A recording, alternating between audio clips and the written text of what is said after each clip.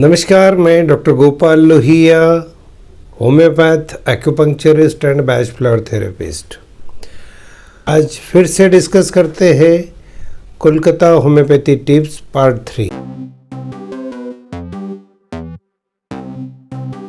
एक बहुत ही important medicine है कि जो यूरिनरी ट्रैक्ट इन्फेक्शन में काम आती है, जो बहुत ही ज़्यादा इफ़ेक्टिव है लेकिन बहुत कम लोगों को पता है। The most common infection in urinary tract is E. coli infection, और ये ऐसा है कि most of the time it is resistant to common medicines और वो बार बार होते रहता है। कई बार मैंने यूटीआई में देखा है कि दवाइयाँ एक बार तो क्योर कर देती है, वापस आती है। कई बार पेशेंट्स आते हैं पूरे रिपोर्ट्स लेके कल्चर के कि डॉक्टर साहब ये सब सेंसिटिव मेडिसिन है, ये सब ये जो कल्चर के हिसाब से मैंने सब दवाइयाँ ले ली, लेकिन ये फिर भी मुझे 4-6 महीने में हो ही जाता है। तो ऐसे वक्त होम्योपैथी की एक रामबाण दवाई मैं आपको बताता हूँ, उसका नाम है यूपेटोरियम पर्प्यूरियम 30। ये 4-4 घंटे से या दिन में 3 बार आपको लॉन्ग ड्यूरेशन तक देनी है, जैसे कि 3 महीने तक। एक बार तो सिम्टम्स चले जाएंगे आपके, और फिर भी आपको उसे कंटिन्यू करना है 2 से 3 महीने तक। अब इसमें एक और सावधानी ऐसी बरतनी है कि इसी नाम की और एक दवाई आती है, मतलब मिलता जुलता नाम है, यूपेटोरियम परफोलिएटम। ये मेडिसिन भी बहुत फेमस है, लेकिन not for UTI, it is famous for dengue fever. जैसे बॉडी में बहुत पेन होता है, हड्डी में दर्द जब होता है, तब यूपेटोरियम परफोलिएटम काम में आती है। लेकिन इसी नाम से लेकिन यूटीआई में जो मेडिसिन काम में आती है वो यूपेटोरियम पर्प्यूरियम है। कई बार पेशेंट्स कंफ्यूज हो जाते हैं नाम में और गलत मेडिसिन लेके आते हैं और फिर उनको रिज़ल्ट नहीं आता है। तो नाम की सावधानी बरतें और थोड़े लंबे अरसे तक दवाई लीजिए and B free from the UTI. देखते हैं आज का दूसरा टिप। कई बार मेनोपॉज के वक्त पेशेंट को ब्लीडिंग बहुत ज़्यादा होता है और हम लोग काफ़ी दवाइयाँ दे चुके होते हैं। फिर सोनोग्राफी होती है, उसमें पता चलता है कि भाई यूटेरस में और वहाँ पर तो ट्यूमर हो गए हैं। तो generally we go for psychotic medicine selection, but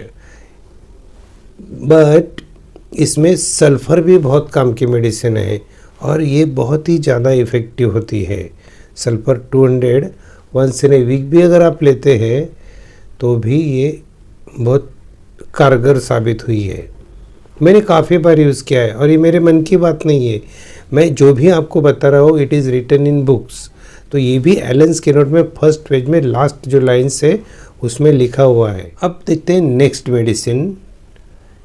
medicine का, ये स्नेक ग्रुप का मेडिसिन है और ये बहुत ही बड़ी बीमारियों में यूज़ होता है, जैसे जॉन्डिस, मतलब grave stage of jaundice, advance stage of jaundice, heart disease, फिर कैंसर्स, सिरोसिस ऑफ लीवर।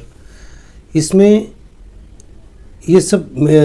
एक हमको की नोट मिलता है पेशेंट का कि उसको पैर वो नीचे छोड़ के नहीं बैठ सकता है, क्योंकि ये सब बीमारियाँ जो होती है इससे पूरा शरीर अफेक्ट हो जाता है।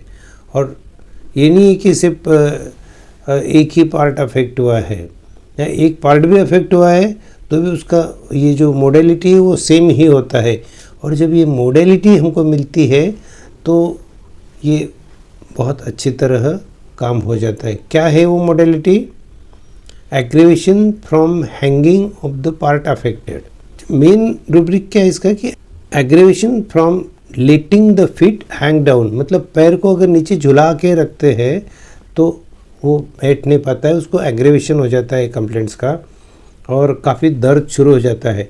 तो this is not applicable two legs only. हाथ में भी अगर है तो हाथ ऐसे लटका के नहीं रख सकता है, उसको सपोर्ट दे के रखना पड़ता है। तो सपोर्ट जब देते हैं वो पार्ट को, तब जा कर के उनको थोड़ा सा रिलीफ होता है। तो ये अगर सिम्टम मिलता है तो वाइपेरा बहुत अच्छी तरह काम करता है। चूँकि ये एनिमल किंगडम का और पॉइजनस मेडिसिन है तो इसके डोजेस भी संभाल के देने होंगे। वंस इन ए वीक या फिर डॉक्टर के सलाह से आप डोज सेटल कर सकते हो। एक और मेडिसिन है ओवेरियन न्यूरल्जिया के लिए। ओवेरियन न्यूरल्जिया बहुत ही खतरनाक किस्म का पेन होता है। इसमें सीवियर पेन होता है, पेशेंट बैठ नहीं पाता है, सो नहीं पाता है, रेस्टलेस हो जाता है और इमीडिएट एक्शन उनको चाहिए होती है ओवेरियन न्यूरल्जिया में। तो ओवेरियन न्यूरल्जिया में, लेफ्ट साइडेड ओवेरियन न्यूरल्जिया में अगर पेशेंट हॉट है तो ज़ैंथोक्साइलम ये स्पेसिफिक मेडिसिन है। आप टंग पे दो और 10 मिनट में पेशेंट को वो स्पैज़म रिलीज़ हो जाएगा और पेशेंट विल बी फाइन। तो दोस्तों ये थी कुछ दवाइयाँ। आशा करता हूँ इससे आपको कुछ ना कुछ फ़ायदा ज़रूर होगा। को थोड़ा और स्टडी करना चाहिए। जैसे मैं बता रहा हूँ, आप 1-2 बार यूज़ करके देख सकते हैं, उसके बारे में और थोड़ी जानकारी ले सकते हैं और डेफिनेटली आपको इसकी मदद होगी। ये जो मैं टिप्स दे रहा हूँ ये मैंने कलकत्ता से सीखी है। मेरे जो गुरु है डॉक्टर एस.के. दुबे, उनके पास और भी कलकत्ता के बहुत सारे जो एक्सपीरियंस डॉक्टर है उनके साथ में रह के मैंने ये सब चीज़ें सीखी हुई है। तो आशा करता हूँ आप इसे खुद भी यूज़ करेंगे और अपने दोस्तों के साथ में भी शेयर करेंगे। मिलते हैं अगले वीडियो में, तब तक के लिए stay healthy, stay fit. Thank you very much for watching my videos.